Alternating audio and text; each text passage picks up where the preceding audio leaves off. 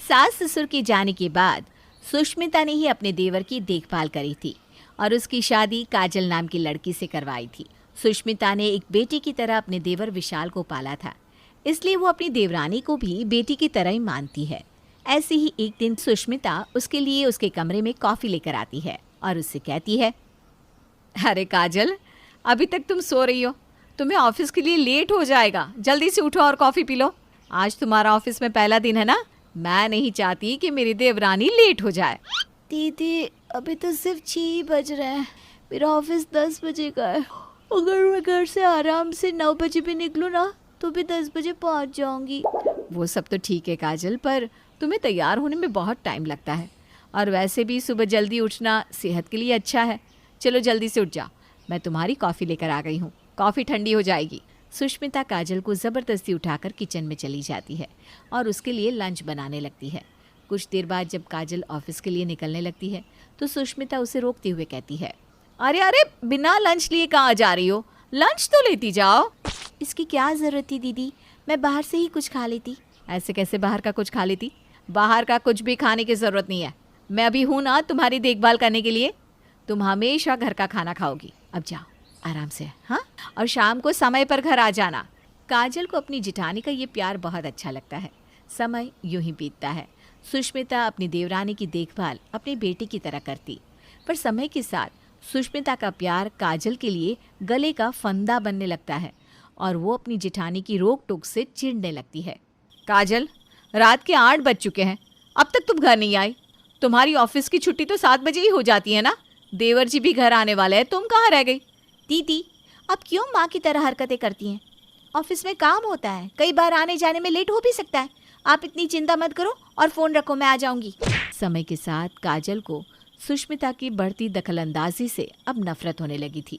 सुष्मिता जितना काजल का ध्यान रखती, काजल उतना ही अपनी जिठानी से चिढ़ा करती। ऐसे ही एक दिन काजल बिना अपनी जिठानी को बताए अपने ऑफिस के दोस्तों के साथ बाहर घूमने चली जाती है, जिस वजह से सुष्मिता काफ़ी परेशान हो जाती है और बार बार काजल को फ़ोन करने लगती है।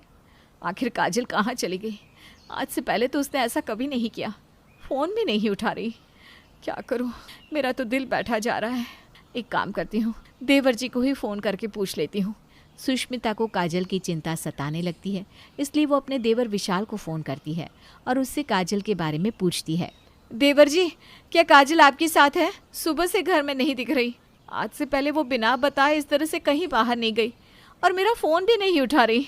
मुझे बहुत चिंता हो रही है देवरानी जी की।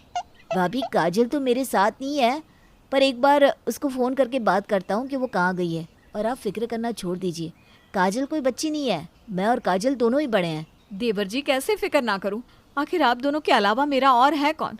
अच्छा, मैं फ़ोन रखती हूँ, देवरानी जी से बात करके बताना, हाँ, वो ठीक तो है ना? सुष्मिता काजल के लिए बहुत परेशान हो रही थी, पर वहीं काजल अपने दोस्तों के साथ खूब मज़े कर रही थी। तभी काजल के पास विशाल का फ़ोन आता है। काजल तुम कहाँ पर हो और भाभी का फ़ोन क्यों नहीं उठा रही? माफ़ करना विशाल, पर मैंने भाभी की कॉल्स देखी ही नहीं और मैं अपने दोस्तों के साथ बाहर पार्टी करने आई हूँ। ऑफिस में मेरी एक फ्रेंड है, आज उसका बर्थडे है, इसीलिए हम उसका बर्थडे बाहर रेस्टोरेंट में सेलिब्रेट कर रहे हैं। काजल, अगर तुम अपने दोस्तों के साथ बाहर रेस्टोरेंट में हो तो कम से कम भाभी को बता तो देती। जानती हो ना भाभी हमारी कितनी चिंता करती है, फिर भी तुम इस तरह की हरकतें करती हो। तुम्हें पता भी है भाभी कितनी ज़्यादा परेशान है। एक बार उन्हें फ़ोन करके बता दो कि तुम कहाँ और कब तक घर आ जाओगी। मुझे तो दीदी का समझ में ही नहीं आता, उनकी हरकतें किसी सास से कम नहीं है। उनको बोलो मेरी जिठानी है, जेठानी बनकर ही रहे। काजल, एक तो तुमने गलती की है, ऊपर से तुम ही नाराज हो रही हो। अरे तुम्हारी किस्मत अच्छी है जो तुम्हें इतनी अच्छी जेठानी मिली। सही कहा तुमने, मुझे इतनी ज़्यादा अच्छी जेठानी मिल चुकी है कि वो हर समय मुझ पर नज़र गड़ाए रखती है कि मैं कहाँ जा रही हूँ, किससे मिल रही हूँ और क्यों मिल रही हूँ। पता नहीं वो मेरी ज़िंदगी में इतनी ताका झाकी क्यों करती हैं। काजल का सारा गुस्सा विशाल पर निकल जाता है। विशाल भी गुस्से में काजल का फ़ोन रख देता है और अपनी भाभी को फ़ोन करके काजल के बारे में बता देता है। भाभी, आप काजल की चिंता मत करो, मैंने अभी उसके ऑफिस में फ़ोन किया था, वो सब किसी मीटिंग में है, इसलिए काजल आपका फ़ोन नहीं उठा पा रही है। और आप फिक्र मत करना, वो समय पर आ जाएगी। क्या संडे को मीटिंग? अच्छा हुआ देवर जी जो आपने पता करके मुझे बता दिया। आपको पता है मुझे कितनी फिक्र हो रही थी। एक तो ये ऑफिस वाले भी ना संडे भी नहीं छोड़ते। अच्छा चलो ठीक है, मैं फ़ोन रखती हूँ। विशाल सुष्मिता को काजल के बारे में कुछ नहीं बताता कि वो कहाँ है और किसके साथ है, ताकि सुष्मिता को बुरा ना लगे। वहीं दूसरी ओर सुष्मिता भी काजल के बारे में जानकर थोड़ी खुश हो जाती है और उसकी फिक्र भी खत्म हो जाती है। इसी तरह से कुछ दिन बीत जाते हैं और एक दिन जब काजल घर में होती है तो सुष्मिता काजल के कमरे में जाती है और कहती है, अरे काजल, तुम अब तक नहीं नहाई? जल्दी से जाकर नहा लो।